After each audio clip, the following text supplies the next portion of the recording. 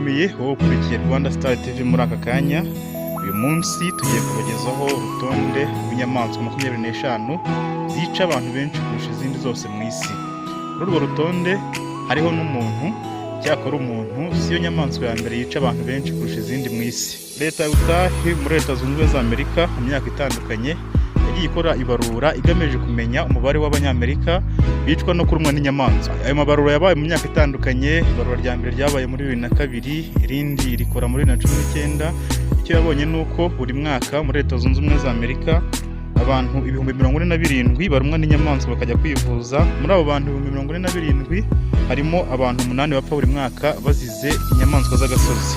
Urutonde rw'inyamaswa 25 z'inkazi kurusha izindi rwakozwe hashingiwe ku makuru ari ku mbuga nkoranyambaga zitandukanye arizo website. Muri izo website harimo na website y'ishami ry'umuryango w'abibumbye ryita ku buzima OMS.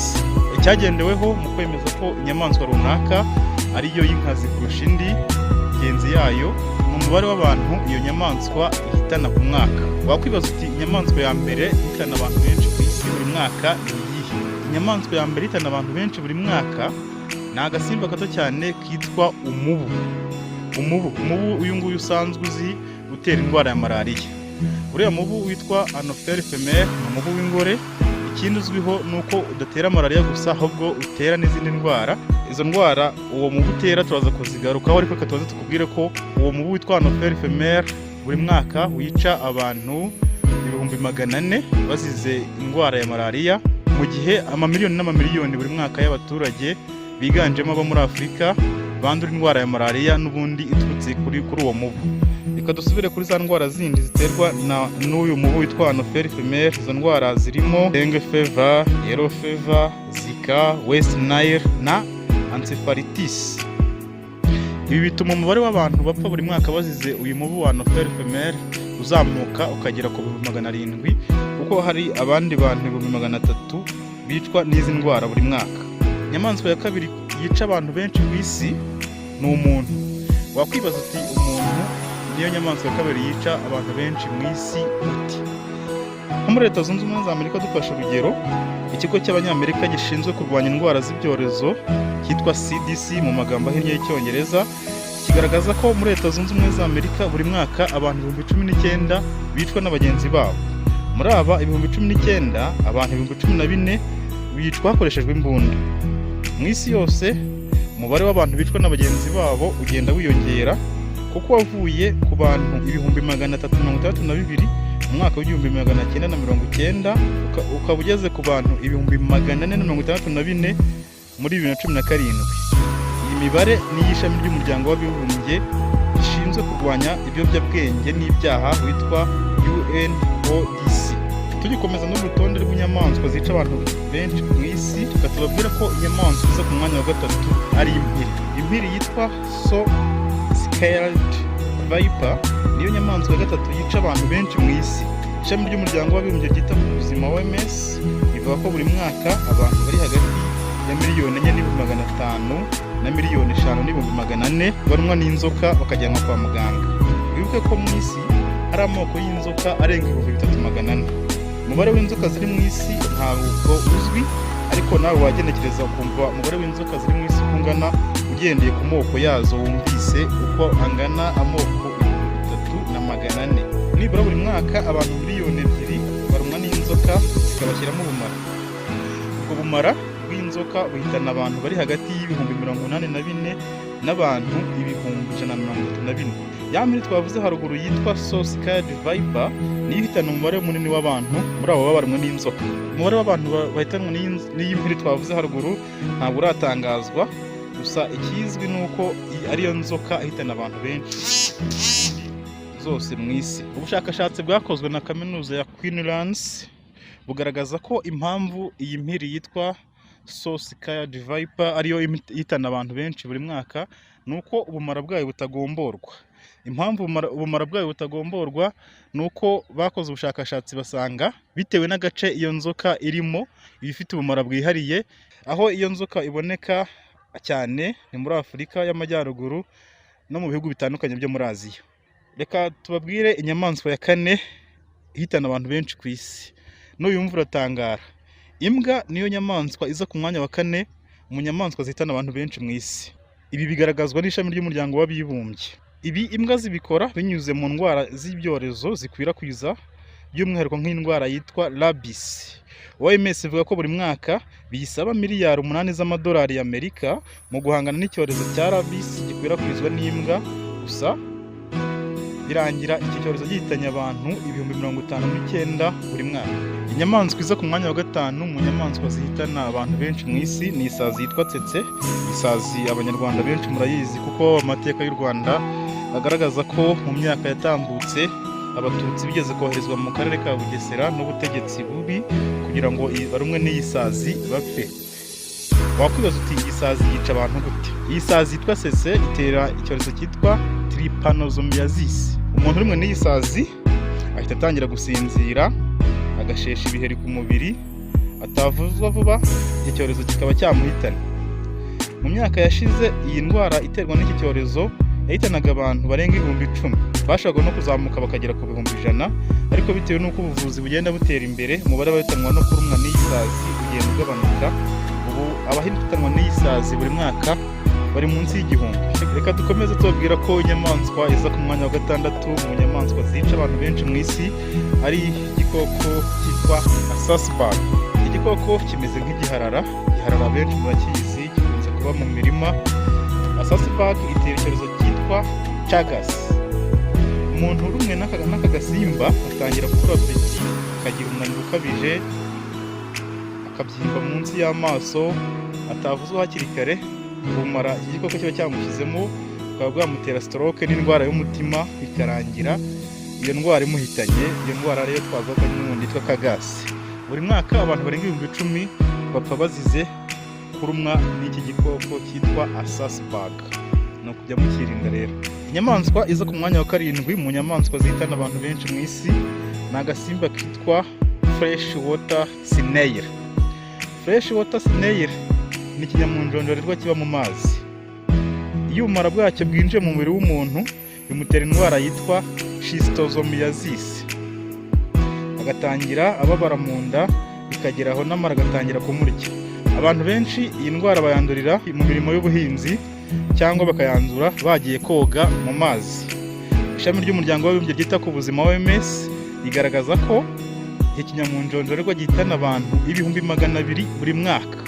Inyamaswa iza ku mwanya wa 8 mwese murayizi ni inzoka yo mu nda yitwa Ascaris. Ascaris roundworm ni inzoka yo mu nda itera indwara yitwa Ascariasis. Izi nzoka zo mu nda zitwa Ascaris nizo nzoka ndende ziba mu nda y'umuntu. Indwara iterwa na Ascaris ihitana abantu 60,000 buri mwaka. Buri mwaka abantu bandura Ascaris bari hagati y'abantu 100,000 n'abantu 200,000. Gusa mu bantu bose baba bayanduye siko bagaragaza ibimenyetso, ntabwo ariko bose banafata imiti. Inyamaswa iza ku mwanya wa 9 mu nyamaswa zihitana abantu benshi ku isi ni inyamaswa nayo imeze nk'umunyorogoto yitwa tapeworm. Iyi nzoka abantu benshi bandurira mu kurya ingurube idahiye. Abakunzi b'akabenzi bararye muri benge no kujya mubanza mu gushishoza mu kureba ko ako kabenzi gahiye neza kugira ngo kataza kubateza ibibazo, kuko iyi nzoka yitwa tapeworm igeze mu bwonko iteza indwara y'igicuri. Tapeworm yihariye 70% y'ibitera indwara y'igicuri mu bantu bose bari mu isi. Ikindi twavuga nuko indwara y'igicuri buri mwaka ihitana abantu bari hejuru y'100,000. Ku mwanya wa 10 mu nyamaswa zihitana abantu benshi mu isi haza ingona zo mu ruzi rwa Nile. Ingona zo mu ruzi rwa Nile abaturage bagaragaza ko ari ingome cyane.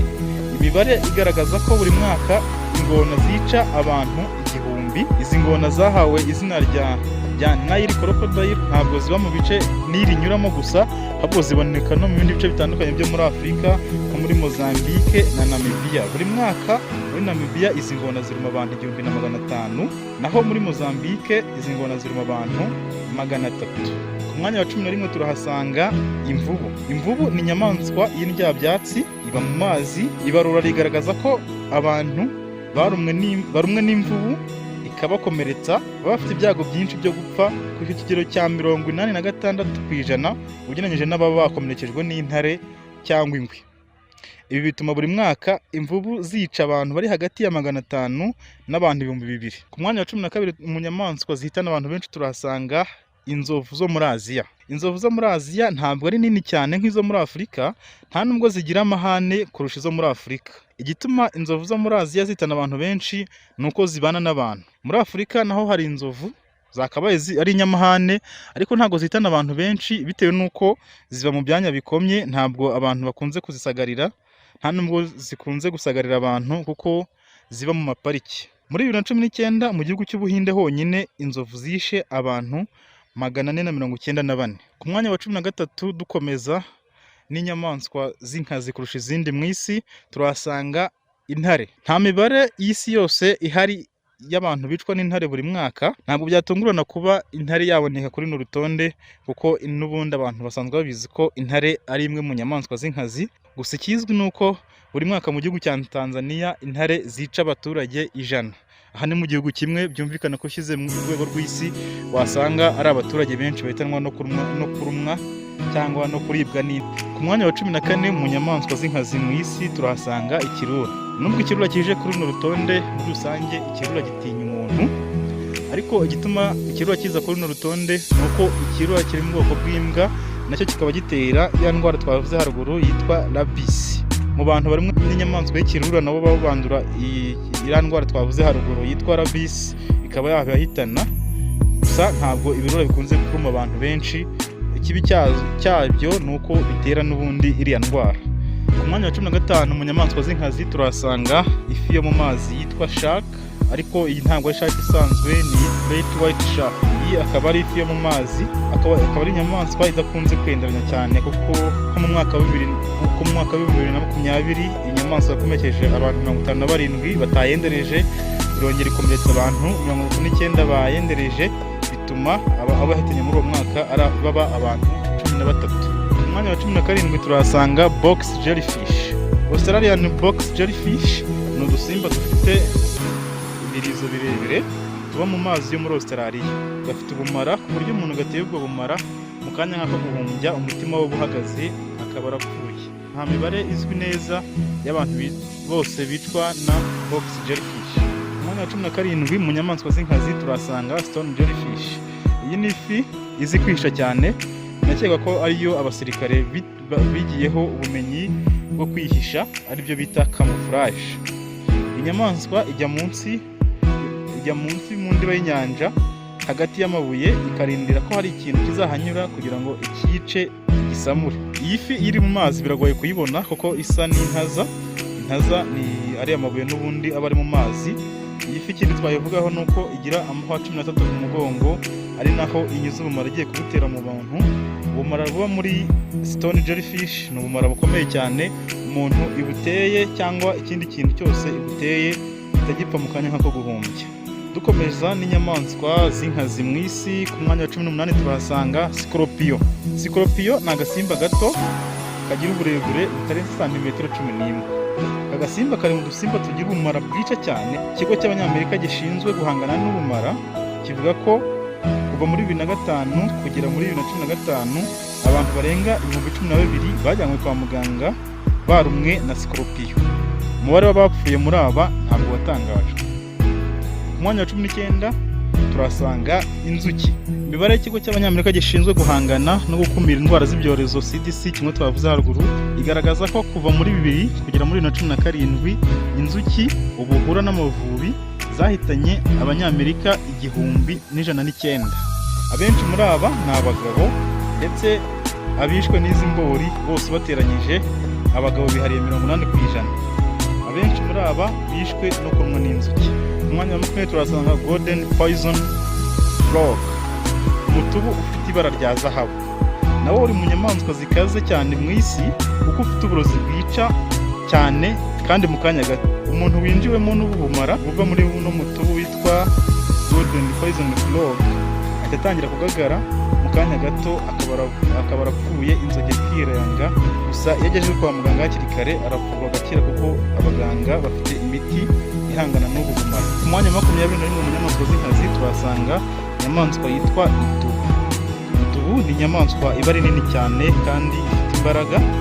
nko muri Leta Zunze Ubumwe za Amerika, Amerika y'Amajyaruguru yonyine ifite amadubu 75,000 gusa. Ntabwo ariho hari abantu benshi bakomeretswa n'amadubu, kuko haba amadubu yirabura, kandi amadubu yirabura ntabakunda kwendereza abantu. Aya madubu 75,000 aruma umuntu umwe gusa mu mwaka, mu gihe muri Amerika y'Epfo niho hari amadubu make, ariko hari amadubu afite ibara ry'ikigina. Aya madubu rero niyo agira amahane. Ubushakashatsi bugaragaza ko 96% mu bantu baba barumwe n'amadubu baba barumwe n'aya madubu afite ibara ry'ikigina. Ni amadubu rero agira amahane, kenshi mu bantu arumye abenshi arabica akabarya. Ku mwanya wa 22 turasanga urusamagwe. Ibisamagwe byinshi biboneka muri Aziya, by'umwihariko mu gihugu cy'Ubuhinde. Ni gake cyane uzumva umuntu yarumwe n'urusamagwe. Ku mwaka abantu bicwa n'ibisamagwe bari hagati ya 40 n'abantu 50. Ku mwanya wa 23 turasanga agasimba k'indyabyatsi kitwa diya. Agasimba kabonye wagira ngo ni inzirakarengane, ariko gateza impanuka zihitana abantu benshi, kuko gakunda kwitambika ibinyabiziga bigateza impanuka zigahitana abantu benshi. Buri mwaka nibura agasimba gateza impanuka zihitana abantu 400 mu isi yose. Ku mwanya wa 24 turahasanga igitagango cyitwa Sydney Funeral Web Spider. Niyo nyamaswa zo ku mwanya wa 24 mu nyamaswa zihitana abantu benshi. Akaba ari igitagangurirwa gifite ubumara bukomeye cyane, ku buryo umuntu kinjije mu ubwo bumara iminota 15 yonyine aba amaze gupfa.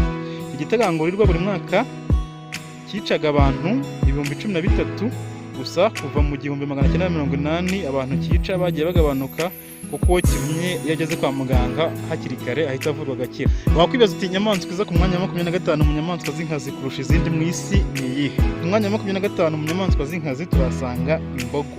Imbogo zo muri Afurika zikunze gushyamirana n'abaturage zagiye mu myaka yabo, ku buryo hari abo ziribata zikaba zabica nyuma yo kubakomeretsa. Imbogo zo muri Afurika zikunze gushyamirana n'abaturage zagiye mu myaka yabo, cyangwa abantu bavumbyereye amatware yazo, bigatuma zibica. Gusa iyo zibishe ntabwo zibarya, kuko imbogo.